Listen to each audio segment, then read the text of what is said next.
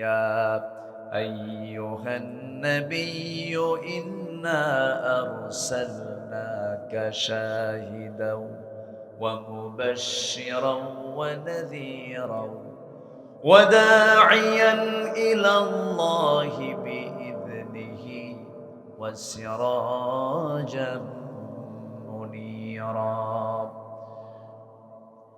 وبشر المؤمنين بأن لهم من الله فضلا كبيرا ولا تطع الكافرين والمنافقين ودع أذاهم وتوكل على الله وكفى بالله وكيلا জোরে বলুন আল্লাহু আকবার আরো জোরে বলুন আল্লাহু আকবার আমার বন্ধুগণ আল্লাহ তাআলা তার নবীকে এত সম্মান দিয়েছেন আমার রাসূলকে এত মর্যাদা দিয়েছেন যে কোরআন যে ব্যক্তির উপরে নাজিল হলো সেই মহান ব্যক্তিকে আল্লাহ তাআলা নিজে কখনো নাম ধরে ডাক দেন নাই সম্বোধন সূচক শব্দ প্রয়োগ করেছেন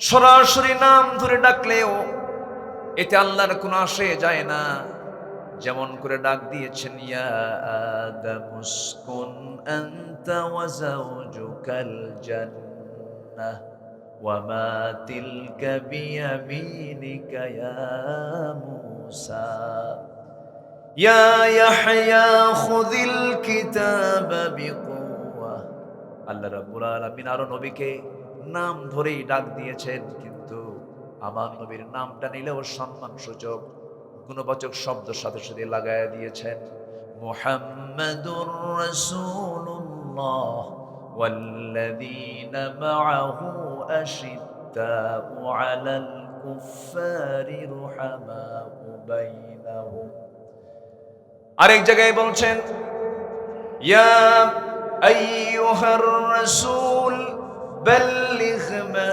উনজিলা ইলাইক আরেক জায়গায় বলছেন ইয়া আইয়ুহাল মুসাম্মিলু কুমিল লাইলা ইল্লা কালিলা আরেক জায়গায় বলছেন ইয়া আইয়ুহাল মুদ্দাসসির কুম ফাআনযির ওয়া রাব্বাকা ফাকাব্বির ওয়া সিয়াবাকা ফাতাহহির ওয়ার রুজজা ফাহজুর জোরে বলুন আল্লাহু আকবার আমার আল্লাহ তাআলা আমার নবীকে কি সম্মানটাই দিয়েছেন গোটা কোরআন কোথাও খুঁজে পাবেন না ইয়া মুহাম্মদ বলে একটা বার ডাক দিয়েছেন সেই নবীর সম্মানটা কত মর্যাদাটা কত সেই নবীর মর্যাদা আল্লাহ রাব্বুল আলামিন এত দিয়ে দিয়েছেন কিন্তু বিগত 16 বছর ধরে এমন কোন টাইম নাই এই দেশের নাস্তিকের বাচ্চাগুলো রাসূলকে গালি দেয় নাই ঠিক কি না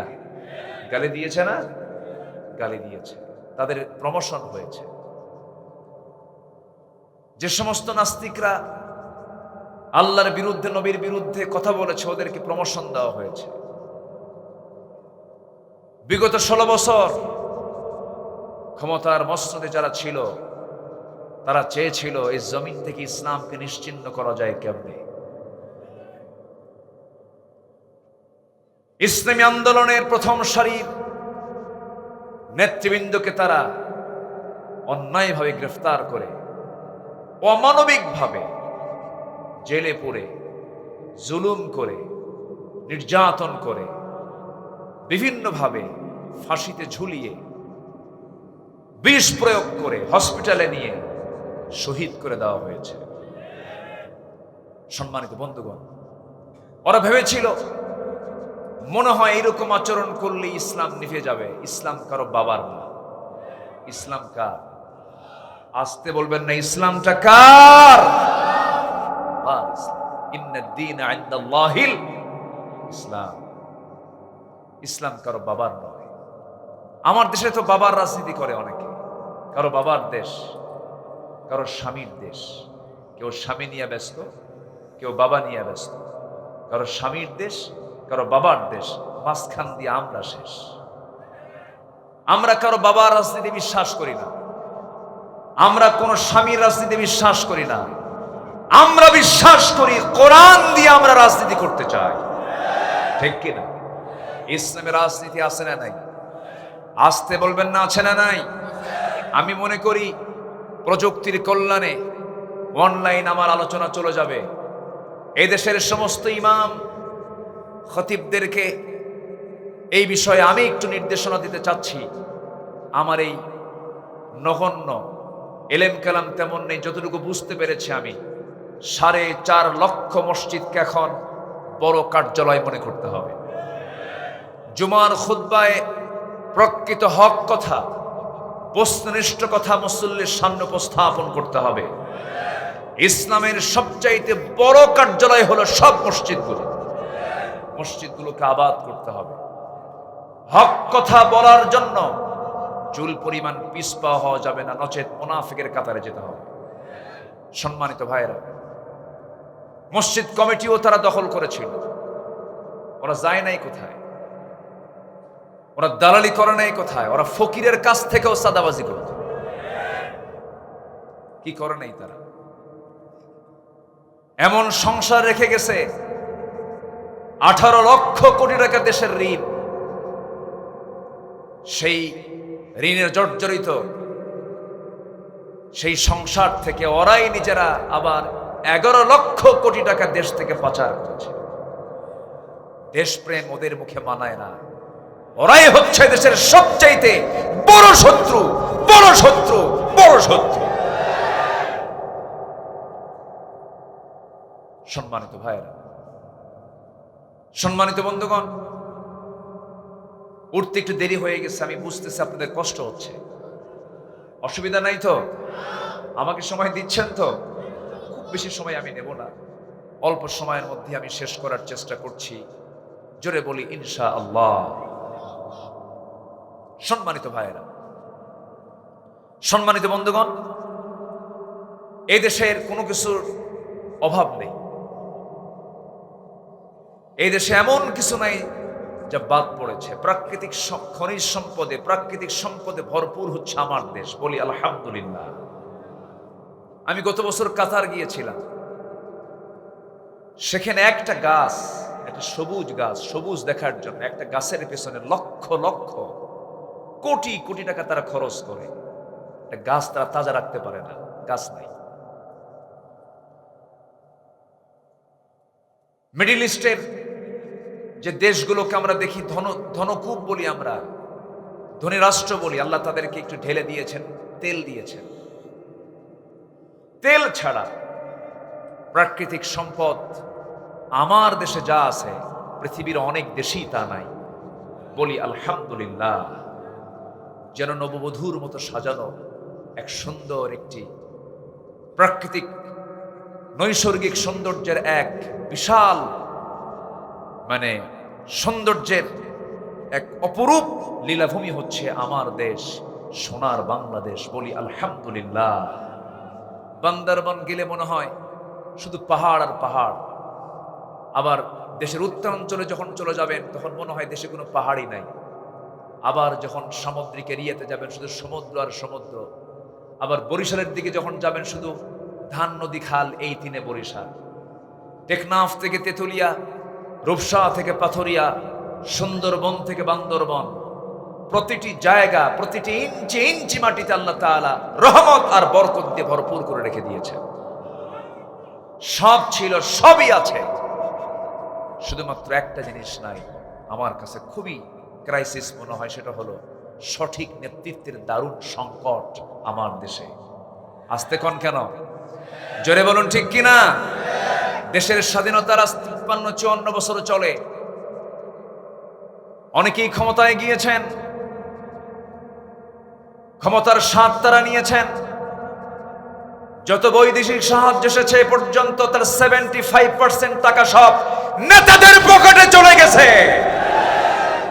জনগণ মাহরুম হয়েছে, জনগণ পায়নি। কিন্তু এই দেশে এমন কিছু দলও আছে যারা এই দেশে তাদের বাবার, তাদের স্বামীর কোনো আদর্শকে তারা প্রতিষ্ঠা করতে চায় না। তারা চায় আমার নবীজির আদর্শ প্রতিষ্ঠা করতে, তারা চায় আল্লাহর আইন প্রতিষ্ঠা করতে। এমন একটা মহল, এমন একটা টিম, এমন একটা গোষ্ঠী আমার দেশে আছে না নাই? আসতে বলবেন না, আছে না নাই? আমি লক্ষ্য করছি দু একজন করে লোক উঠতেছেন। আমি কি শেষ করে দেব? ওঠেন কেন? মাহফিল এটা ট্র্যাডিশনালি অন্য জনসভার মতো জনসভা নয়, এটি একটি ইবাদতের জায়গা। বলি আলহামদুলিল্লাহ। এটি কিসের জায়গা বলেন তো? ইবাদতের জায়গা। আপনি যদি বিনা কারণে উঠে যান আর ফেরেশতা যদি এটাকে মার্কিং করে এবং শৃঙ্খলা ভঙ্গের আওতায় যদি নিয়ে আসে, আর যদি মামলা হয়, জামিন হবে না কিন্তু।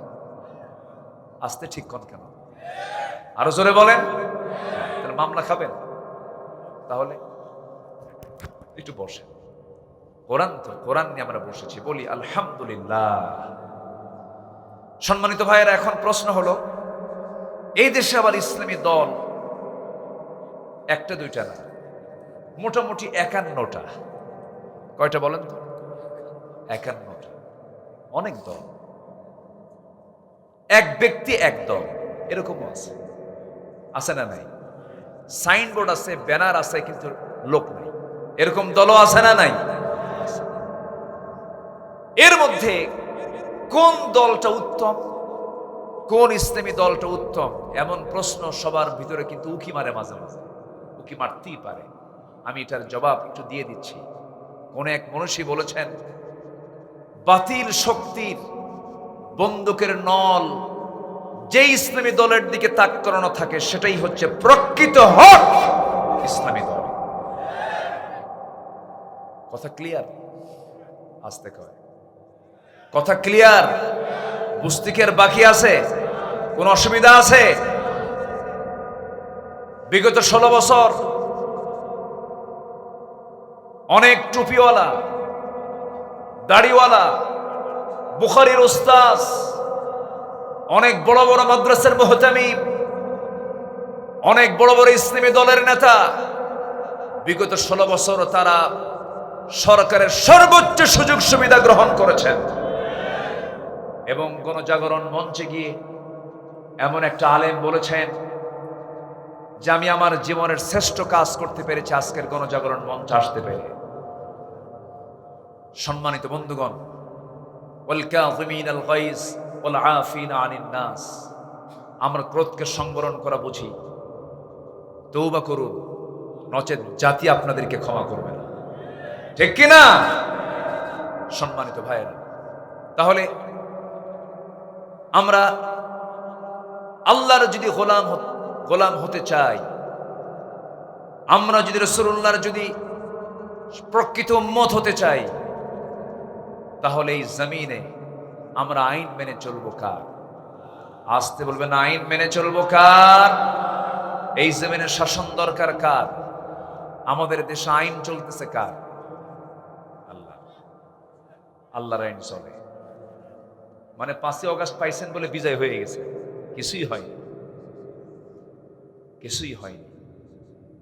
সামনে কাজের জন্য হয়তো অনুকূল পরিবেশ পেয়েছি, কিন্তু কাজ এখনো অনেক বাকি আছে না নাই?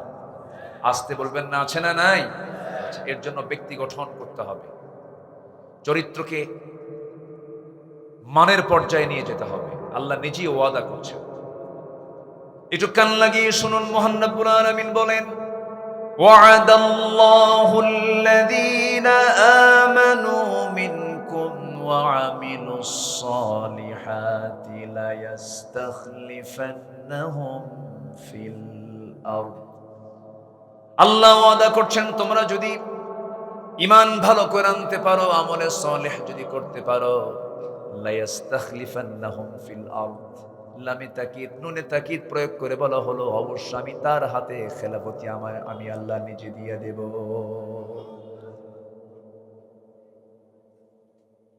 আমার বন্ধুগণ, ওই বিষয়টা যখন আমার মাথায় আসে, দুঃখে বুকটা ফেটে যায়।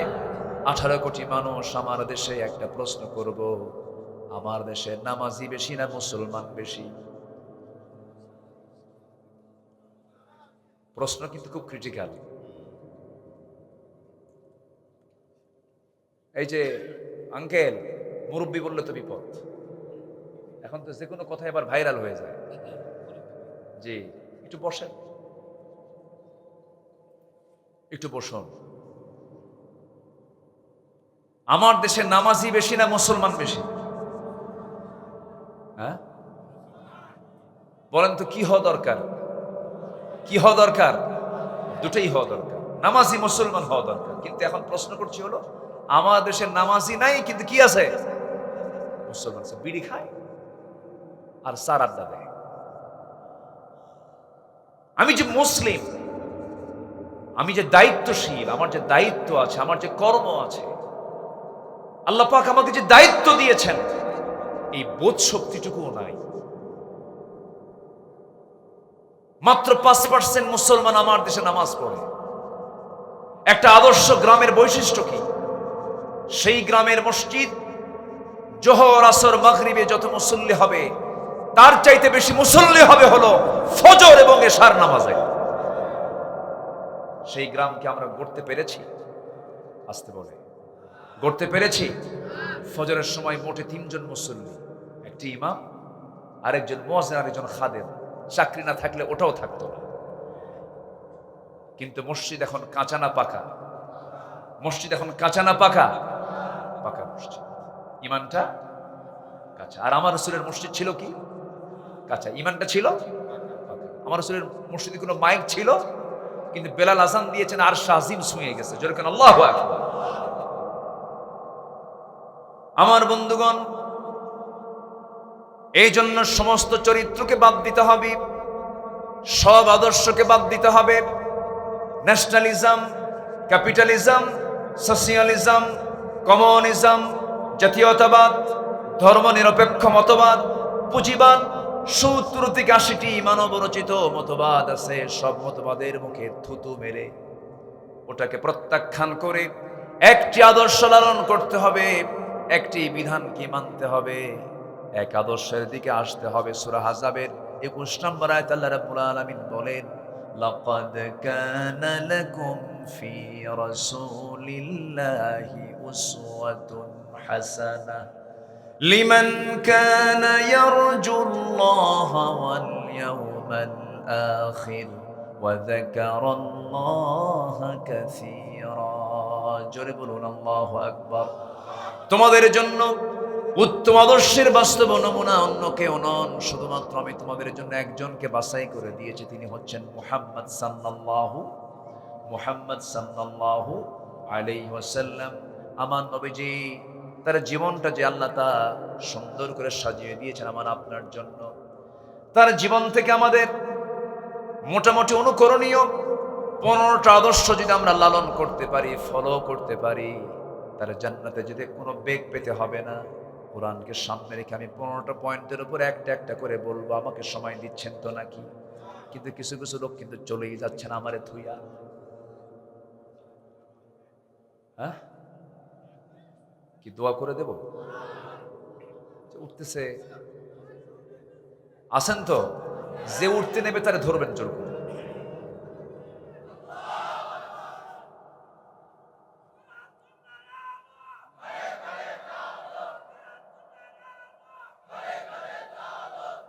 আল্লাহ কবুল করুন, আরো জোরে আমিন। শুধু ঘরে না, ঘরে বাইরে কোরআন সুন্নাহর আলো ঘরে বাইরে জ্বালো, সব জায়গায় জ্বালাতে হবে। প্রত্যেকটা জায়গায় কোরআনের আলোর দরকার আছে না নাই? সন্ত্রাসী চাঁদাবাজি কিন্তু এখনো চলছে, এখনো কিন্তু একটা মহল তার বিভিন্ন অসামাজিক কাজে লিপ্ত হয়ে আছে। আমাদের পাহারা দিতে হবে, আমাদেরকে সজাগ থাকতে হবে, কোনো চাঁদাবাজি যেন কেউ না করতে পারে। আছে না নাই? আচ্ছা, একটু বুঝে নেন। সম্মানিত ভাইয়েরা, আমি কেবল একটা পয়েন্টের দিকে যাচ্ছি। আমার রাসূলের জীবন থেকে আমাদের জন্য 15টা অনুকরণীয় আদর্শ আছে। কোরআনকে সামনে রেখে আমি কথা বলতে চাচ্ছি। একটাও কি বলেছি আমি? নুরু, ওয়াজকে শুরু না শেষ? বলেন, শেষ না শুরু?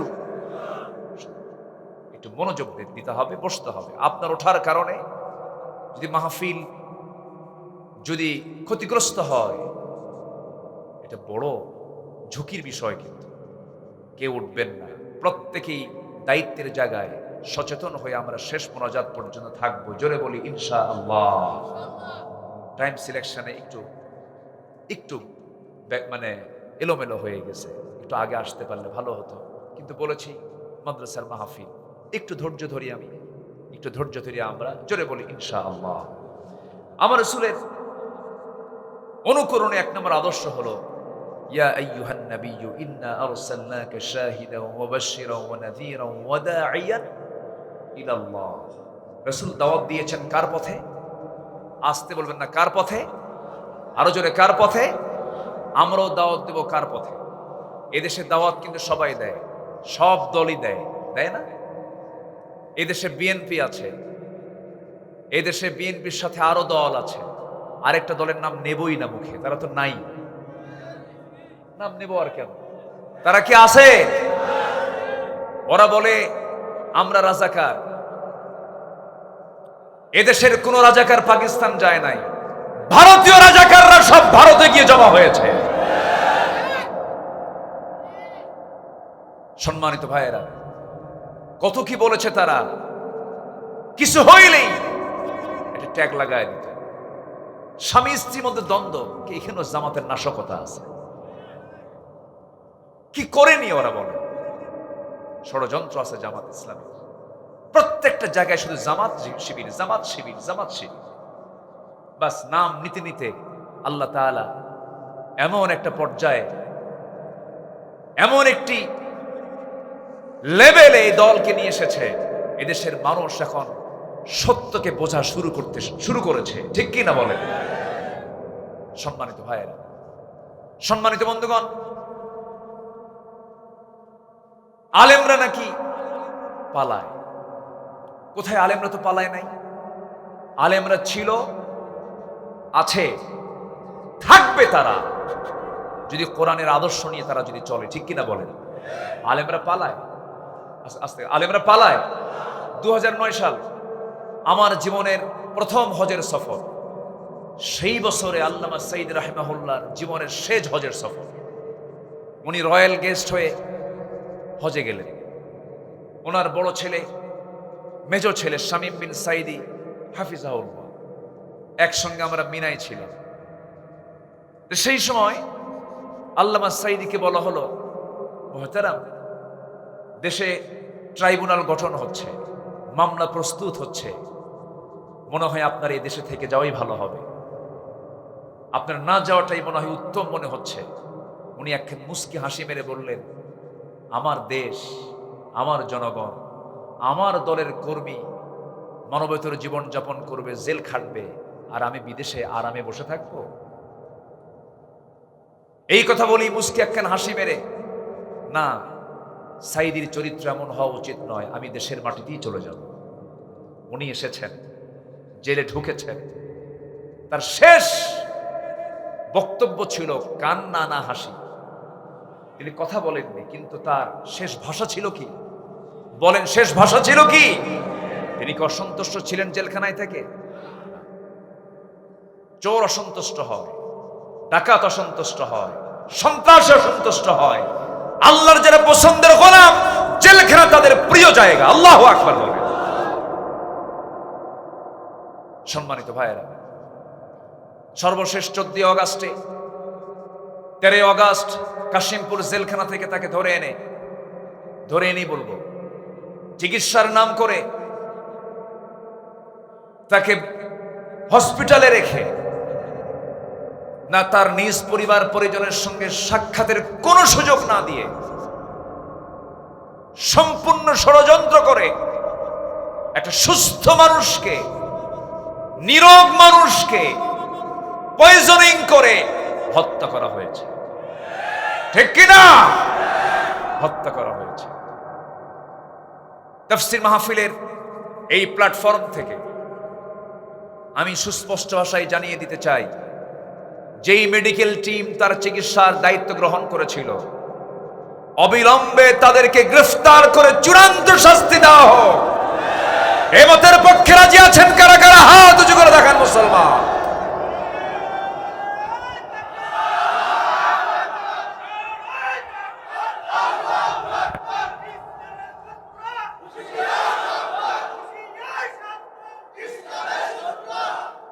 আল্লাহ কবুল করুন, জোরে বলি আমিন, আরো জোরে বলি আমিন।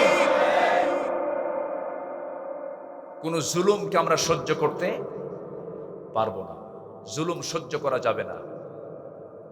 তারা যে অত্যাচারগুলো করেছে, যারা জালিম ছিল, জালিমের সঙ্গে কোন আপোষ হতে পারে? ওয়ালা তুতি'ল কাফিরিনা ওয়াল মুনাফিকিনা ওয়াদা আযাহুম ওয়া তাওয়াক্কাল আলাল্লাহ ওয়া কাফা বিল্লাহি ওয়াকিলা। আল্লাহু আকবার। আমরা কাফেরের আনুগত্য করব না, মুনাফিকের আনুগত্য করব না। আমাদের বন্ধু কাফের নয়, আমাদের বন্ধু রাশিয়া নয়, আমেরিকা নয়, আমাদের বন্ধু ভারত নয়। আমাদের বন্ধু কে? তাদেরকে যারা বন্ধু বানিয়েছে, মামুর বাড়ি দিল্লি গিয়ে পড়ছে, ঠিক কিনা বলেন? আল্লামা সাইদি যে আল্লাহ ওয়ালা ছিলেন, আমার কাছে মনে হয় এটা 100%। আপনার কাছে কি মনে হয় তা আমি জানি না। উনি আজ থেকে 20-25 বছর আগে বলেছিলেন, দেশে এমন একটি সময় আসবে যে সময় পালানোর জন্য একটি ইঁদুরের গর্ত তারা খুঁজে পাবে না। কলার পাতায়। কোথায় শুয়েছিল? কলার পাতায়। সম্মানিত ভাইয়েরা, এর মানে আবার বুঝবেন না যে উনি গায়েব জানতেন না। ফালহামাহা ফুজুরাহা ওয়া তাকওয়াহা। সম্মানিত ভাইয়েরা, আল্লাহ তাআলা যারা পছন্দের গোলাম তাদের মুখ থেকে কিছু কথা বের করে দেন যেটা গায়েব জানার জন্য নয়।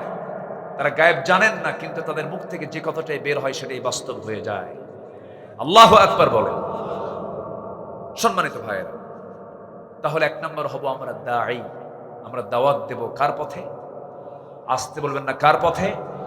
এখন দাওয়াত দেওয়ার জন্য প্রতিকূল পরিবেশ না অনুকূল পরিবেশ? মাহফিল করতে কি পারমিশন নিছেন? যান নাই থানায়? থানায় যান নাই? না থানার লোকই আসছে? থানার লোকই ঘুরে এখন এনায়েতপুর। হ্যাঁ, ঠিক আছে, তো বুঝাই দিলাম তো। এই দেশে একটা থানায় গোটা দেশের সব থানাকে জানান দিয়েছে সই হয়। সেটা কোথায়? তাহলে বেলকুচি এনায়েতপুরে আছে তো নাকি? আছে, আছে, আছে। বলি আলহামদুলিল্লাহ, জোরে বলি আলহামদুলিল্লাহ। সম্মানিত ভাইয়েরা, সম্মানিত বন্ধুগণ, এখন অনুকূল পরিবেশ পেয়েছে। 1 নম্বর কাজ, রাসূলুল্লাহর কাজ, নবীর কাজ, দাওয়াত। বলেন তো কি? বলেন তো কি? এটা কি দুর্বল করে দেব না মজবুত করে দেব? যাকেই পাবো সেখানে দাওয়াতি কাজ করব। এটা হচ্ছে 1 নম্বর কাজ আমার। আল্লাহ রাব্বুল আলামিন রাসূলকে বলছেন, উদউ ইলা সাবিলি রাব্বিকা বিল হিকমাতি ওয়াল মাউইযাতিল হাসানাহ ওয়াজাদিলহুম বিল্লাতী হিয়া আহসান ইন্না রাব্বাকা হুয়া আ'লামু বিমান দাল্লা আন সাবিলিহি ওয়া হুয়া আ'লামু বিল মুহতাদিন। সূরা নাহাল 125 ভার্স নাম্বার 125 নম্বর আয়াত। শুধু রাসূলকে লক্ষ্য করে বলা হচ্ছে, রাসূল আপনি দাওয়াত দিন প্রজ্ঞার সাথে, প্রজ্ঞা নিয়ে আপনি দাওয়াত দিন, মানুষকে উত্তম নসিহত করুন। এটা আমাদের 1 নম্বর কাজ হবে। রাসূলের 1 নম্বর কাজ এটাই ছিল। আমরা এই কাজটা করব। জোরে বলি ইনশাআল্লাহ, আরো জোরে বলি ইনশাআল্লাহ। আমরা 15টা আদর্শ শিখে যাব। কয়টা আদর্শ বলেন? এর মধ্যে হলো কয় নাম্বার? আসতে বলবেন না, কয় নাম্বার? হাতের কড়াগুলো গুনবেন। 15টা আদর্শ আজকে শুনে শুনে যাবেন। অনেক লম্বা লম্বা কথা ছিল, একটু শর্ট করে বলছে, রাত তো গভীর হয়ে গেছে, কষ্ট হচ্ছে আপনাদের। নাম্বার 2 হলো আমার নবীর মধ্যে ভীরুতা ছিল না সাহসিকতা ছিল? বলেন, তিনি কি ভীরু ছিলেন না সাহসী ছিলেন? চরম সাহসী মানুষ ছিলেন। চুল পরিমাণ তার মধ্যে দিলে কখনো ভয় বাসা বাঁধে নাই। আমার নবীর জীবনে কত পরীক্ষা এসেছে, প্রত্যেকটা পরীক্ষায় তিনি ফেল না পাস। আসতে বলুন না, ফেল না পাস। জেল খেটেছেন, এমন জেল যে জেল পৃথিবীর কোনো মানুষ কোনোদিন খাটে নাই। এমন জেল ছিল আমার নবীজির। সিরাজগঞ্জের কারাগারে যান, গাজীপুর কারাগারে যান, ফ্যান পাবেন, লাইট পাবেন, বিড়িও পাবেন। কি পাবেন? বিড়িও পাবেন। হাইরে বিড়ি খায়, ওরে বাপরে বাপ। গেছিলাম একবার, তো এই পরিমাণ বিড়ি চলে ভিতরে, কল্পনাতীত। আমি যখন প্রথম ঢুকি, এক মুরব্বীর বয়স প্রায় ৮৬ বছর, আমার দেখে লম্বা একখান সালাম দেখে, হুজুর খুব খুশি হয়েছে আপনি ভিতরে আসছেন দেখে। তো বললাম যে আপনি খুশি হলেন কেন চাচা? কে বাবাজি, দূর থেকেও আসুনি, কাছে পাই না, এখন কাছে বসেও আসুন। খুব খুশি। তো বললাম চাচা আপনার মামলা কি? বলে বিস্ফোড়া। বিস্ফোরকও বলতে পারে না, কি কয়? বিস্ফোড়া। বললাম যে চাচা আপনি কি জানেন এটা কি মামলা? কে বাবা এটা খায় না কি করে, মানে বোঝেও না যে বিস্ফোরক মামলাটা কি। এরকম করে গায়েবী মামলা এই দেশে যা হয়েছে, যার জট কাটতে এসকে সিনহা বলেছিলেন আগামী ১০০ বছরও এই মামলা নিষ্পত্তি করা সম্ভব নয়। এই হক কিছু কথা কইছে, পাগলা বানায়া বাইরে পাঠায় দিয়েছে। সম্মানিত ভাইয়েরা, ক্ষমতাকে পাকাপোক্ত করার জন্য আয়না ঘর বানিয়েছে। সেখানে কি কোনো আয়না ছিল? নাম দিয়েছে আয়না, কিন্তু সেখানে কোনো আয়না নাই। এত অন্ধকার, এত অন্ধকার, এত নিকষ কালো। মীর কাসেম আলী রাহমাহুল্লাহর ছেলে ব্যারিস্টার আরমান, সরাসরি আমি তার সঙ্গে কথা বলেছি। আব্দুল্লাহ হিলামান আজমি, অধ্যাপক গোলাম আজম রাহিমউল্লাহর সুযোগ্য সন্তান, এই দেশের হাতে গোনা আর্মি বড় বড় অফিসারদের অন্যতম অফিসার, আজকের যে সেনাবাহিনী প্রধান তারও তিনি শিক্ষক। ব্যারিস্টার আরমান আজমির সঙ্গে কথা বলেছি। ব্যারিস্টার আরমান তিনি বলেছেন যে আমি ৮টা বছর এই আয়না ঘরে ছিলাম, সূর্যের চেহারা দেখি নাই। সূর্যের চেহারা আমাকে দেখায় নাই। আমি জানতাম না আমার বাবার মৃত্যু হয়েছে। ৮ বছর আগে আমার বাবা শহীদ হয়েছেন, আমি সেদিন জানতে পেরেছি যেদিন আমি আয়না ঘর থেকে মুক্ত হয়েছি। এটার নাম কি স্বাধীনতা? আসতে কয়, এটার নাম কি স্বাধীনতা? সম্মানিত বন্ধুগণ, এই বিজয়, এই পরিবেশ এমনি এমনি আসে নাই। বহু মানুষের চোখের পানি আসে না নাই। আজমি বলেছেন আমার চোখ থেকে যে পরিমাণ পানি ঝরেছে, একটা গামছা বের করে বলতেছে এই গামছা, আমার এই চোখ থেকে এত পরিমাণে এই গামছায় পানি, চোখের পানি জমা হয়েছে, একটা পুকুর হয়ে যেত, একটা পুকুর হয়ে যাবে, এত পরিমাণ চোখের পানি আমার চোখ থেকে পড়েছে। সম্মানিত ভাইয়েরা, এই চোখের পানিগুলো আল্লাহ বৃথা দেননি। এই চোখের পানির মূল্য দিয়েছেন কে? আসতে দিয়েছেন কে? আমাদের কাজে লাগাতে হবে সময়গুলো। ১ নাম্বার কি কাজ করে বলেন তো? বলেন ১ নাম্বার কি বলেন? দাওয়াত, দাওয়াতি কাজ করে। আমার বন্ধুগণ, নবীজির জেলখানা আরো ভয়ঙ্কর ছিল। আমরা জেল খেটেছি, সেখানে খাবার ছিল, সেখানে লাইট ছিল, সেখানে নামাজের ব্যবস্থাও ছিল, সেখানে ছাদ ছিল। কিন্তু আমার নবীজির এমন একটা জেল ছিল কোনো ছাদ নাই। আমার নবীজির জেলখানা তো ভয়ঙ্কর ছিল, কোনো খাবার নাই, খোলা আকাশের নিচে বয়কট করে রেখেছে। শিব আবু তালিবে দীর্ঘ ৩.৫ বছর সময় তাদের কেটেছিল। আমার নবীজির সাহাবীরা খাবার না পায়া পায়খানাগুলো এত কোষ্ঠকাঠিন্য হয়ে, এত শক্ত হয়ে গেছে যে পায়খানাগুলো ছাগলের পায়খানার মতো কটকটে হয়ে গেছে। খাবার না পেয়ে বাবলা গাছের কাঁটা যুক্ত ছাল টেনে যখন মুখে নিয়েছেন, কাঁটার সঙ্গে ঠোঁট বেজে গিয়ে ঠোঁট থেকে রক্ত ঝরা শুরু হয়ে গেছে, খাওয়ার হয় নাই। মাঝে মাঝে ওই পাথরের উপরে বছরে ২-১ বার করে বৃষ্টি নাজিল হতো। সেই বৃষ্টির পানিতে পড়া কিছু দুর্বা ঘাস জন্মাতো, সেই ঘাসগুলো চাবায়া চাবায়া সাহাবায়ে কেরাম ক্ষুধা নিবারণ করেছেন। এত কষ্ট স্বীকার করেছেন তারা, 3.5 বছর জেল খেটেছেন। আমার নবীজির কলিজার টুকরা মেয়ে ফাতিমা বিনতে মুহাম্মদ সাল্লাল্লাহু আলাইহি ওয়াসাল্লাম, ফাতিমা রাদিয়াল্লাহু তাআলা আনহা খুব অল্প বয়সে দুনিয়া থেকে বিদায় নিয়েছেন কেন? এত অল্প বয়সে তিনি ইন্তেকাল করলেন কেন? আমার নবীর ইন্তেকালের মাত্র 6 মাসের মাথায় তিনিও দুনিয়া থেকে বিদায় নিয়েছেন। মূল কারণ ওই যে 3.5 বছর খাবার পান নাই, খাবার না পায়া তাদের পেটের নাড়িভুড়িগুলো সব শুকিয়ে গেছে, কঠিন রোগে তারা আক্রান্ত হয়ে পড়েছেন। এই যে ত্যাগ, এই যে কোরবানি, এই যে বিশাল বড় ত্যাগ তারা স্বীকার করেছেন। বিজয় দিয়েছেন কে? আসতে বলবেন না, বিজয় দিয়েছেন কে? আমার বন্ধুগণ, দাওয়াতি কাজ করতে গিয়ে তারা মার খেয়েছেন, দাওয়াতি কাজ করতে গিয়ে তারা গালি শুনেছেন। নবীও গালি কম শোনেন নাই। রাসূলকে পাগল বলেছে, রাসূলকে উম্মাদ বলেছে, রাসূলকে জাদুকর বলেছে, রাসূলকে এমন শব্দ এমন উক্তি প্রয়োগ করেছে, রাসূল যা তার মধ্যে চুল পরিমাণ উপস্থিত ছিল না। রাসূলকে পাগল বলা মানে, পাগল কাকে বলে? যার মাথার চুলগুলো উস্কো খুস্কো হবে, কথা এলোমেলো হবে। কিন্তু আমার নবী যেমন ব্যক্তিত্ব সম্পন্ন মানুষ ছিলেন, তার চুলগুলো কখনো এলোমেলো কখনো ছিল না। আম্মা জান আয়েশা বলেন, আমি নিজের চোখে লক্ষ্য করে দেখেছি নবীজির লম্বা লম্বা চুল ছিল, কিন্তু নবীজির চুল ছিল মাঝখান সিঁথি, তিনি দুই দিকে চুলগুলো ছেড়ে দিতেন। চুল পরিমাণ আমরা তার চুলকেও এলোমেলো পাই নাই। জোরে কোন সুবহানাল্লাহ। আমার নবী যত পরিমাণ আতর লাগাতেন, আতর হাতের তালুতে নিতেন, প্রচুর পরিমাণ তিনি আতর লাগাতেন।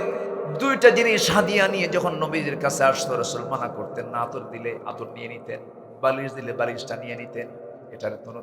এটার ক্ষেত্রে তার কোনো না ছিল না। আমার নবীজি যে রাস্তা দিয়ে যেতেন, সে রাস্তা গোটাটাই সুগন্ধে ভরপুর হয়ে যেত। নবীজি মাথায় এত পরিমাণ তেল দিতেন, তেলগুলো চিপ দিয়ে চুয়ে চুয়ে পড়তো। এমন ব্যক্তিত্ব সম্পন্ন মানুষকে তারা বলল পাগল। ইন্নাকা লামাজনুন। রাসূলকে পাগল বলা হলো একমাত্র কারণ তিনি দাওয়াত দিয়েছেন কার পথে? আসতে বলবেন না, কার পথে? দাওয়াত দিতে গেলে কি কি গালি শুনতে হয় বলেন? পাগল। বিগত 16 বছর আমাদেরকে বলেছে জঙ্গি, আমাদেরকে বলেছে সন্ত্রাসী, নাশকতা সৃষ্টিকারী, এরকম করে বহু তোকমা আমাদের বিরুদ্ধে লাগানোর চেষ্টা করেছে। জনগণ তা গিলে নাই। যে রাজাকার শব্দটা তারা ব্যান করেছিল, সে রাজাকার শব্দটা ব্র্যান্ড করে দিয়েছেন কে? আসতে বলবেন না, তিনি কে? আল্লাহ। দাওয়াতি কাজ করতে গেলে ভয় নিয়ে করব না, সাহস নিয়ে করব। নাম্বার 2 হলো সাহসিকতা ছিল আমার নবীজির চরম একটা গুণ। তিনি কখনো ভয় পান না, ইসবাত কঠিন সিদ্ধান্ত নিয়ে সামনে এগোতেন।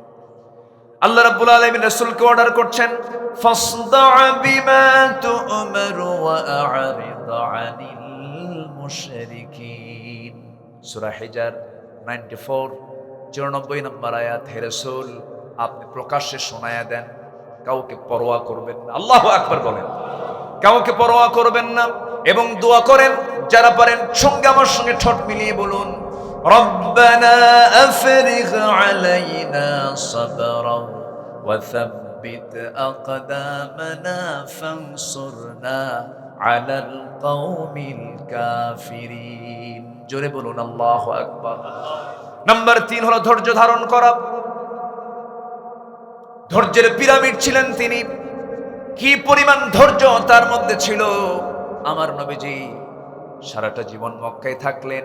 নবুয়তের 13 বছর পার হলো, নবীর বিরুদ্ধে ফরমান জারি হলো, যেখানে পাও হত্যা করে ফেলো।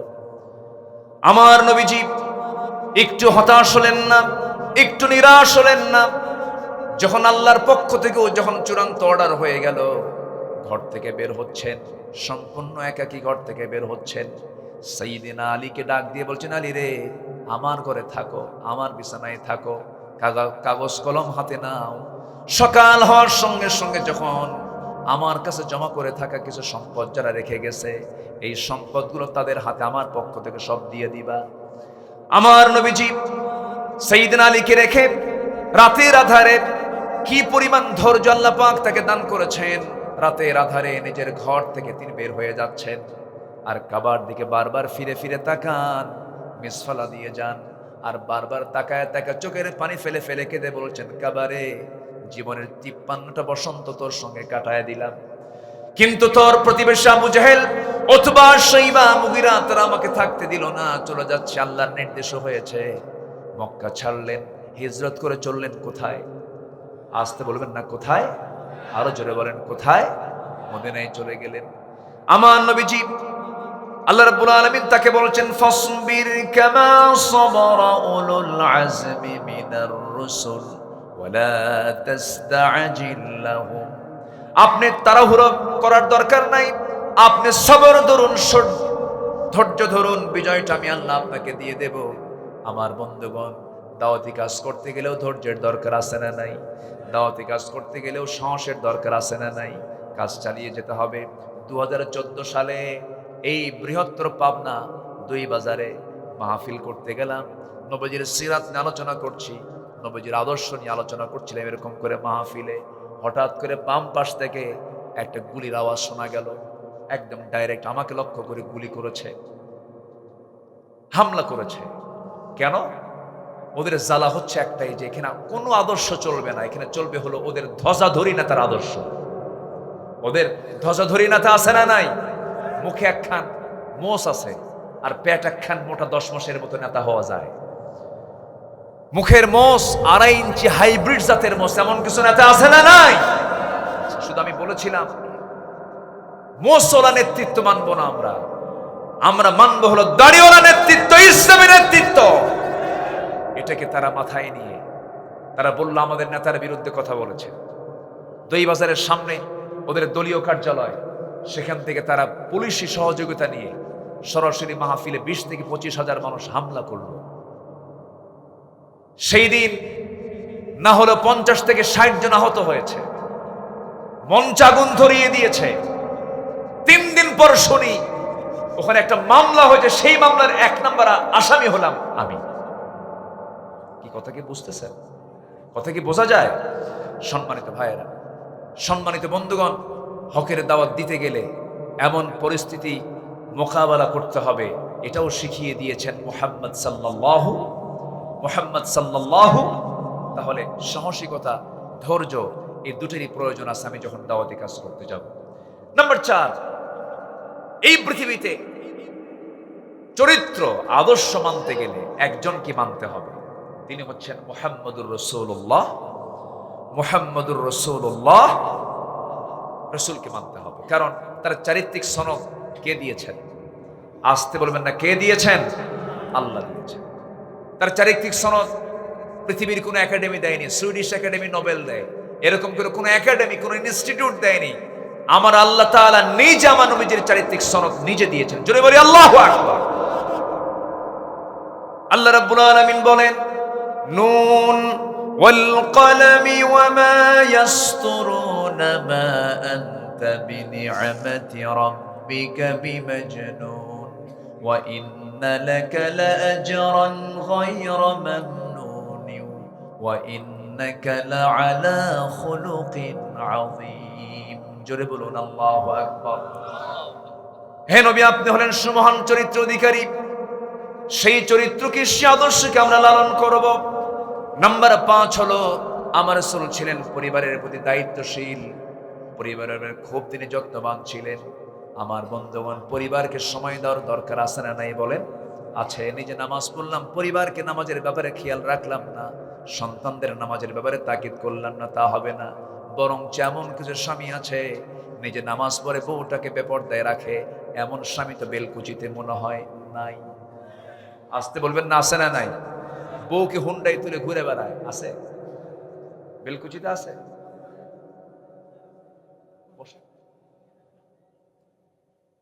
জি, বুঝতে পারতেছি অনেক রাত হয়ে গেছে, একটু কষ্ট হচ্ছে আপনাদের। বউকে নিয়ে ঘুরে ফেরে হুন্ডাই তুলে বেপর্দার পরিবেশ করে গোটা বেলকুচি ঘোরে, এমন স্বামী আছে না নাই? নিজের সুন্দরী বউকে মানুষকে দেখায়, এতে সে খুব তৃপ্তি পায়, আছে কিনা বলেন? এটা কি যত্ন না অযত্ন? যত্ন না অবহেলা? অবহেলা। নিজের বউ নিজের সম্পদ, বউ কখনো অন্যের সম্পদ হতে পারে না। দেখবেন কিছু কিছু পুরুষ আছে বউকে দেখায়, হুন্ডাই তুলে, কোন হুন্ডা তাও নর্মাল কোন হুন্ডা না, কি কি R15 update version. Passenger seat হলো দোতলা আর ড্রাইভিং সিট হলো নিচতলা। নিচতলায় ড্রাইভার বসে, দোতলায় বউটাকে বসায়া রাখে যেন জাতির দেখতে যেন অসুবিধা না হয়। দোতলা তো সবাই দেখে, গোটা বিলকুচি দেখায়া বিকেলবেলা নদীর পাড়ে গিয়ে লাল শাড়ি পরায়া, ঠোঁটটাকে লাল বানায় আঁকায়া, কপালে একখান টিপ বসায়া, চুলটা ছেড়ে দিয়ে অর্ধলগ্ন অবস্থায় তার ছবি তোলে 16 Pro Max আইফোন দিয়ে, যেন ছবি ওর মধ্যেও যেন জীবন্ত জীবন্ত ভাব আসে। অস্পষ্ট কোনো ছবি আপলোড দেওয়া যাবে না। দিল ফেসবুকে আপলোড করে, লিখলো সেখানে আর্টিকেল লিখতেছে, প্রিয় ভাইয়ের আসুন সবাই মিলে আমার বউটাকে জামাতের সাথে দেখি। যেরকম নাউজুবিল্লাহ, বউ কি জাতীয় সম্পদ? বউ কি পাবলিক না পার্সোনাল? আচ্ছা বলেন, বউ কি পাবলিক না প্রাইভেট? দেখেন ফেসবুকের ভাষায় কথা বলে। সম্মানিত ভাইয়েরা, তাহলে এই যে পরিবারের প্রতি অযত্ন, এটিকে থাকা যাবে? রাসূল তা শিখিয়েছেন। আমার নবীজি একদিন হাঁটতেছেন, অপ্রয়োজনীয় একটা আওয়াজ ফাতিমার কণ্ঠ থেকে নবীর কানে চলে আসলো। আমার নবীজি ঘরের মধ্যে ঢুকে গেলেন, ঢুকে গিয়ে বলছেন, ফাতিমা তোমার অপ্রয়োজনীয় একটা আওয়াজ আমার কানে আসলো। এই আওয়াজটা যদি অন্য কোনো পরপুরুষের কানে চলে যেত তোমার গুনাহ হয়ে যেত, এমনটা করা উচিত নয়। আমার নবীজি একদিন দরজায় দাঁড়ানো এক অন্ধ সাহাবী নবীর সঙ্গে দেখা করার জন্য আসতেছেন। আমার রাসূল বলছেন, আয়েশা ভিতরে চলে যাও। আমার এক সাহাবী আমার সাথে সাক্ষাৎ করার জন্য আসে, হুজুর সে তো অন্ধ মানুষ। রাসূল বলছেন, আয়েশা সে অন্ধ হতে পারে, তুমিও কি অন্ধ নাকি? ভিতরে চলে যাও। কি যত্নশীল তারা ছিলেন, কি যত্নবান আমার রাসূল ছিলেন।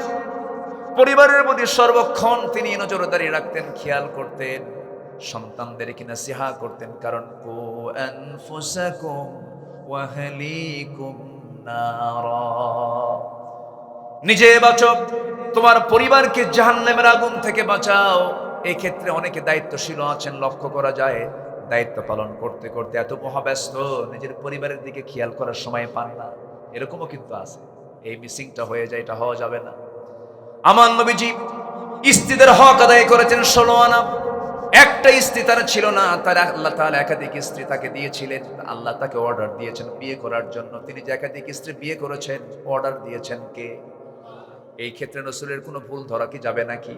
আমার দেশের নাস্তিকরা না বুঝে না জেনে রাসূলকে এরকম করে গালিও দিয়েছে, এতগুলো বউ কেন? জেনাকার মুহাম্মদ, যেরকম নাউজুবিল্লাহ। আমার নবী আম্মা জান আয়েশাকে বিয়ে করেছেন, লক্ষ লক্ষ হাদিস তিনি মুখস্থ করেছেন আর রাসূলের কাছ থেকে হাদিসগুলো নিয়েছেন। আমার ভাইয়েরা, এরপরে বাকি যে স্ত্রীগুলো ছিল সব আল্লাহর অর্ডারে তিনি বিয়ে করেছেন। আমার নবীজি স্ত্রীদের হক আদায় করেছেন, সবার সঙ্গে মিষ্টি মুখে কথা বলেছেন। আম্মা জান আয়েশা বলেন, আমি রাসূলুল্লাহকে কোনোদিন দেখি নাই মন মরা হয়ে কথা বলতে। আমি আসার সমাজে রাসূলকে আগে সালাম দিতে পারতাম, রাসূল আগে আমাকে সালাম দিতেন। ঘরের মধ্যে ঢুকতেন, আমাকে কোনো কাজের অর্ডার দিতেন না। আমার নবীজি নিজের জুতা নিজে হাতে নিতেন, নিজের কাপড় নিজে ধুয়ে দিতেন, নিজের সেলাই নিজে করতেন, নিজের ঘর নিজে ঝাড়ু দিতেন। আমার রাসূল কোনো কারো খেদমতকে তিনি পছন্দ করতেন না, নিজের কাজ নিজেই সম্পূর্ণ করতেন। আমার বন্ধুগণ, আম্মা জান আয়েশা এমনকি বলেছেন, আমার যখন শরীরটা খারাপ লাগতো আমার হাত পা পর্যন্ত টিপে দিয়েছেন মুহাম্মদ সাল্লাল্লাহু আলাইহি ওয়াসাল্লাম। আমি গ্লাস ভরে আমার নবীর সামনে দুধ ভর্তি গ্লাস নিয়ে চলে যেতাম, হুজুর আপনি দুধটা পান করুন। রাসূল মুস্কি হাসি মেরে বলতেন, আয়েশা তুমি আগে পান করো, তুমি আগে খাও। আমি সারা জীবন চেষ্টা করেছি রাসূলকে কখনো আগে খাওয়াতে পারি নাই। আমার নবীজি, আম্মা জান আয়েশা বলেন, মাঝে মাঝে আমি গোশত নিয়ে, উটের গোশত, ছাগলের গোশত নিয়ে যখন নবীর কাছে যেতাম, আমার নবীজি বলতেন, আয়েশা তুমি আগে খাওয়া শুরু করো। আমি গোশত খেতাম, হাড়গুলো চুষে চুষে রাখতাম। আমার নবীজি আমার মুখ থেকে রেখে দেওয়া হাড়টা যে দিক দিয়ে চোষণ মারতাম, নবীজি সেই দিক দিয়ে চোষণ মারতেন। কি যত্ন পরিবারের নিয়েছেন তিনি, কি হক তিনি আদায় করেছেন। অনেক রাত হয়েছে দাওয়াতি কাজ করে যখন ঘরের মধ্যে ঢুকতেন, আম্মা জান আয়েশা বলেন আমাকে ডাক দিতেন না, আস্তে আস্তে করে দরজা খুলতেন। দরজা খুলে ভিতরে ঢুকে কোনো খাবার থাকতো না, কোনো কৈফিয়ত ছিল না, কোনো প্রকার রাগারাগি ছিল না। সামান্য কিছু পানি পান করে সারাদিন রোজার নিয়ত রোজা রেখে দিতেন। জোরে কোন সুবহানাল্লাহ। আমার ভাইয়েরা, আমার বন্ধুগণ, 4 স্ত্রী একদিন আমার নবীর সামনে বসা। 4 স্ত্রী বলে ফেলতেছেন, হুজুর আপনি সত্যি করে বলুন তো, আমাদের মধ্যে গন্ডগোল লাগছে, আপনি আমাদের 4 জনের মধ্যে কাকে সবচেয়ে বেশি ভালোবাসেন? আমার রাসূল বলছেন, ও আমার স্ত্রীরা, এই জবাবটা আমি এখন দেব না, কালকে সকালবেলা দেব, যাও। পাঠায় দিলেন। সন্ধ্যা হতে না হতে আমার নবীজি 2টা করে খেজুর তিনি ভাগ করলেন, 8টা খেজুর হাতের মধ্যে নিলেন। 2টা খেজুর প্রথমে আম্মা জান আয়েশার ঘরে গিয়ে ডাক দিয়ে বলছে, ওরে আয়েশা, আমি তোমাকে দারুণ ভালোবাসি, আই লাভ ইউ, আহিব্বুক, আমি তোমাকে দারুণ ভালোবাসি। বউকে আই লাভ ইউ বলা জায়েজ না না জায়েজ? নিজের বউ না পরের বউ? এটা যেন মনে থাকে। আমার নবীজি বললেন, 2টা খেজুর দিয়ে গেলাম এবং জানিয়ে দিলাম, আমার আয়েশা, আমি তোমাকে দারুণ ভালোবাসি, তবে তোমাকে যে মোহাব্বত করি এই কথাটা যেন কাউকে না জানানো হয়। 2টা খেজুর দিয়ে গেছে, এই তথ্য যেন গোপন থাকে। 2য় স্ত্রী ঘরে গিয়ে একই কথা বললেন, 3য় স্ত্রী ঘরে গিয়ে একই কথা বললেন, 4র্থ স্ত্রী ঘরে গিয়ে 2টা খেজুর দিয়ে বললেন, এই 2টা খেজুর যে তোমাকে দিয়ে গেলাম এই কথা যেন কেউ না জানে। পরের দিন সকালবেলা বুক ভরা আশা নিয়ে 4 স্ত্রী নবীর সামনে এসে বলছি, ইয়া রাসূলুল্লাহ, আপনি জানাতে চেয়েছেন আজকে সকালবেলা আপনি আমাদের 4 জনের মধ্যে কাকে সবচেয়ে বেশি ভালোবাসেন। আমার নবীজি মজা করে মুস্কি মুস্কি হাসি মেরে বলছেন, আমি যাকে রাত্রেবেলা গোপনে 2টা খেজুর দিয়ে আসছি আমি তাকেই সবচেয়ে বেশি ভালোবাসি। যা, জোরে বলি সুবহানাল্লাহ। আমার নবীজি পরিবারকে সময় দিয়েছেন। ওয়াসআল বাইত, আমসিক আলাইকা লিসানাক ওয়ালিয়াসআকা বাইতাক ওয়াবিকি আলা খাতিআতিক মান নাজাহ ইয়া রাসূলুল্লাহ। আমি নাজাত পাবো কেমনে? 3টা কাজ করো। জিহ্বাকে কন্ট্রোল করো, বাড়িকে বড় বানায় ফেলো, বাড়িকে সময় দাও। ওয়াবিকি আলা খাতিআতিক, তোমার পাপের জন্য চোখের পানি ফেলে ফেলে কাঁদো, নাজাত পেয়ে যাবে। পরিবারকে সময় দেওয়ার দরকার আছে না নাই? আসতে বলবেন না, আছে না নাই? দেখবেন কিছু কিছু পুরুষ আছে বিকেল বেলা হলে পারে 4 দোকানে বসে গীবত খানায় বসে শুধু গীবত করে। পরিবারকে সময় দেন, সন্তানকে দাওয়াতি কাজ করেন, সন্তানকে বুঝান। এই কথাগুলো আপনি শুধু শুনতেছেন না, আগামী কালকের মধ্যে এই মিডিয়াগুলোর মধ্য দিয়ে কোটি কোটি মানুষের কাছে আলোচনাগুলো চলে যাবে। আমার বন্ধুগণ, নাম্বার 6, আমার নবীর আদর্শ ছিল আমানতদারিতা। ন্যায় বিচারে তিনি করেছেন, আমানত তিনি কখনো খেয়ানত করেন নাই। লা ঈমান লিমান লা আমানাতা লাহ। ইন্নাল্লাহা ইয়া'মুরুকুম আন তু'আদ্দুল আমানাতি ইলা আহলিহা ওয়া ইযা হাকামতুম বাইনান নাসি আন তাহকুমু বিল আদল ইন্নাল্লাহা নি'ম্মা ইয়া'ইযুকুম বিহ। জোরে বলুন আল্লাহু আকবার। সূরা নিসা আয়াত নাম্বার 58। আল্লাহ তাআলা অর্ডার দিয়েছেন আমানতকে তোমরা রক্ষা করবে, আমানতের কখনো খেয়ানত করবে না। তার ঈমান নাই, তার ওয়াদা ঠিক নাই, যার ঈমান নাই তার, বলেছেন মুহাম্মদ সাল্লাল্লাহু আলাইহি ওয়াসাল্লাম। আমানতটাকে ঠিক রাখার চেষ্টা করব আমরা, জোরে বলি ইনশাআল্লাহ। বনের সম্পত্তি মেরে খাওয়া ভাই বেলকুচি নাই? আছে? বলবো না বিপদে পড়বেন? বলবো বলবো বিপদে পড়বেন না তো? বিপদে পড়লেও তো কিছু করার নেই। বনকে সম্পদ বুঝায় দেয় না, আছে না নাই? বরঞ্চ বনের সঙ্গে অভিনয় করে বেলকুচির সবচেয়ে ভালো মানের মিষ্টি কিনে নিয়ে আসে, ফলমূল কিনে নিয়ে এসে বোনকে দাওয়াত দিয়া জন্মের মতো খাওয়ায়া পাশে বসায় গল্প করতে করতে বলে, বোন আমি তোমার ভাই, তুমি আমার বোন, বাপ তো মারা গেছে, একটা কথা বলি কি, অংশ নিলে কিন্তু ধ্বংস হয়। দেখছেন কি ওয়াজটা দিল? মানে এটা কি মানে কোরআন থেকে ওয়াজ না শয়তান থেকে ওয়াজ? ফাঁকিবাজি। এগুলো আমানত নষ্ট করা হয়ে যাচ্ছে। এই সমস্ত কাজগুলো করা যাবে না, কারণ লিযযাকারি মিসলু হাযযিল উনসাইন। কারণ আল্লাহ তাআলা সিলেকশন দিয়েছেন, আল্লাহ তাআলা মিরাস উত্তরাধিকারের সম্পদগুলো বন্টনের জন্য সম্পূর্ণ ডিসকাস করে বলে দিয়েছেন সূরা নিসা পড়বেন, এবং বলেছেন শেষে ওয়াতিলকা হুদুদুল্লাহ। এই অংশ বন্টন মানতে গিয়ে তোমরা সাবধান থাকবে, এগুলো কিন্তু আল্লাহর সীমা। ওয়া মাইয়াসিল্লাহ ওয়া রাসূলাহ, যারা এই সীমাকে লঙ্ঘন করবে তারা ইদখিলহু নারান, তারা জাহান্নামে চিরকাল স্থায়ীভাবে বসবাস করবে। নাউযুবিল্লাহ। আমার বন্ধুগণ, আমানতদারিতা রক্ষা করতে হবে, ন্যায় বিচার। আমার নবীজির বিচার ব্যবস্থা এমন ছিল, স্বাধীন ছিল, কোনো ব্যক্তি দেখে বিচার রাসূল কখনো করেন নাই। ডাকাতের বিচার করেছেন, ডাকাতের মোশানে বিচার করেছেন। এক লোক খুন করেছে, ডাকাতি করেছে, অপহরণ করে উটগুলো নিয়ে চলে গেছে এবং রাখালকে হত্যা করে সব উটগুলো যখন অপহরণ করে নিয়ে যায়, নবীর কাছে রিপোর্ট চলে এলো। রাসূল বললেন, ওকে যেখানেই পাও সেখানেই ধরে আনা হলো। রাসূল বললেন, ওর হাত পা বাঁধো, যেমন করে রাখালকে মেরেছে তেমন করে ওকে মেরে ফেলো। হাত কেটে ফেলা হলো, পা কেটে ফেলা হলো। পানির যন্ত্রণায় ছটফট করতে করতে, তৃষ্ণায় ছটফট করতে করতে মরুর বালুগুলো চাটতেছিল। সাহাবায়ে কেরামদের মধ্যে দয়া হলো। সাহাবায়ে কেরাম বললেন, ইয়া রাসূলুল্লাহি, ইয়া হাবিবাল্লাহি, আপনি যদি আমাদেরকে পারমিশন দিতেন, সে পানির জন্য ছটফট করছে, একটু পানি দেওয়া যায় নাকি? সে তো খুব কষ্ট পাচ্ছে। রাসূল বললেন, ও যখন আমার রাখালকে যখন মেরেছিল সে কি পানি দিয়েছিল কি? না, পানি দেয় নাই। এক চুল পরিমাণ পানি দিবা না, বালু চাটতে চাটতে ও মরুক। আল্লাহু আকবার বলেন। আমার নবীজির বিচার কত কঠোর ছিল। সারা জীবন ওয়াজ শুনেছে। রাসূল ছিলেন দয়ার সাগর, কিন্তু রাসূল দয়ার সাগর, যেখানে দয়ার সাগর হওয়া দরকার সেখানে দয়ার সাগর ছিলেন, যেখানে কঠোর হওয়া দরকার সেখানে কঠোর ছিলেন। আল্লাহু আকবার। এক ফাতিমা নামে মহিলা চুরি করে ধরা পড়েছে, উচ্চ বংশীয় সেই সমাজের। নবীর কাছে রিপোর্ট আসলে, রাসূল বললেন, কোনো কথা নাই, হাত কাট। ওয়াসসারিকাতু ওয়াসসারিকু ওয়াসসারিকাতু ফাকতাউ আইদিয়াহুমা, কোনো কথা নেই, চোর চুন্নি হাত কাটো। হাত কাটার অর্ডার হয়ে গেছে। ওমরে ফারুককে ম্যানেজ করে ওই বংশের লোকেরা বলছে, ওমর তোমার কথা রাসূল বুঝে শুনবেন, তুমি একটু যাও তো, দেখো তো সুপারিশ করা যায় কিনা। আমার রাসূল সামনে বসা, ওমরে ফারুক সামনে গিয়ে বলছেন, ইয়া রাসূলুল্লাহি, দেখুন তো একটু কিছু করা যায় নাকি। সম্ভ্রান্ত পরিবারের মেয়ে চুরি করে ধরা পড়েছে, হাত কাটলে তো মান সম্মান চলে যায়।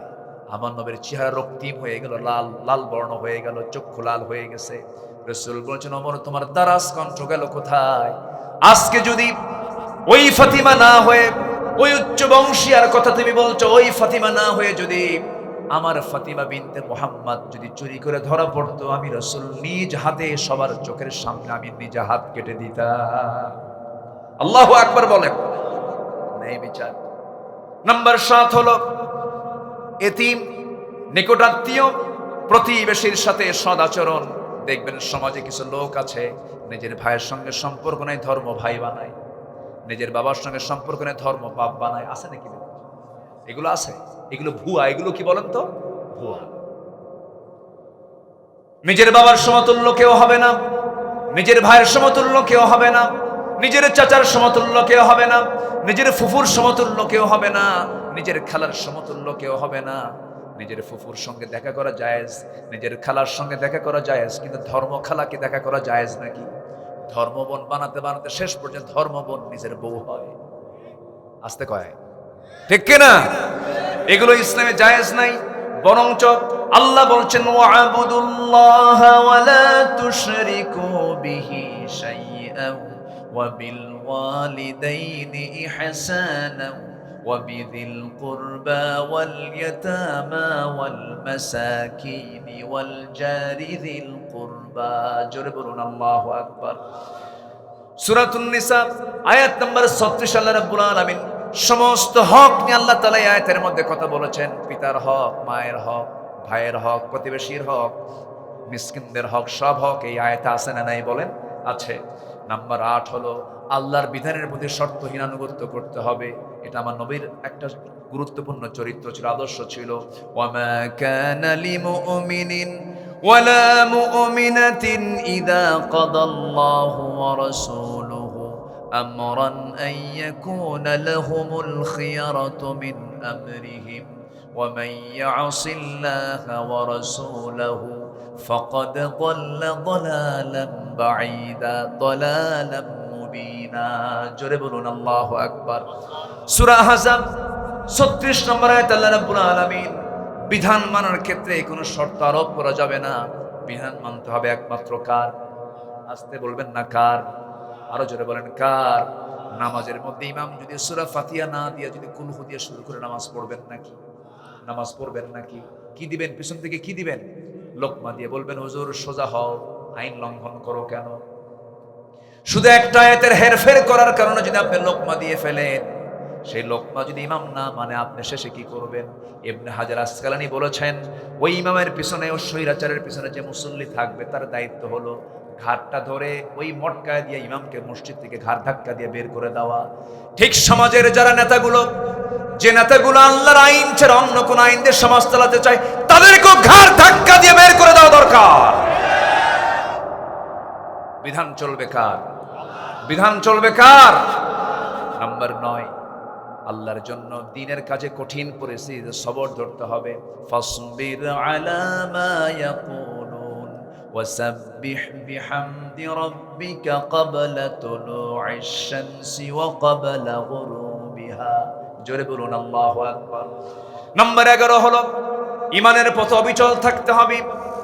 ভেঙ্গে পড়া যাবে না, দুমড়ে যাওয়া যাবে না, মুসরে যাওয়া যাবে না, থমকে দাঁড়ানো যাবে না। ফাস্তাকিম কামা উমিরতা ওয়া মান তাবা মাআক ওয়া লা তাতগাউ ইন্নাহু বিমা তা'মালুনা বাসীর। জোরে বলুন আল্লাহু আকবার। নাম্বার 11 হলো আল্লাহর প্রতি তাওয়াক্কুল থাকতে হবে, ভরসা থাকতে হবে। আল্লাহর ভরসা ছাড়া কোনো বিজয় আসবে না। আল্লাহ রাব্বুল আলামিন বলেছেন, ওয়া তাওয়াক্কাল আলাল্লাহ ওয়া কাফা বিল্লাহি ওয়াকিলা। সূরা আহজাব আয়াত নাম্বার 48।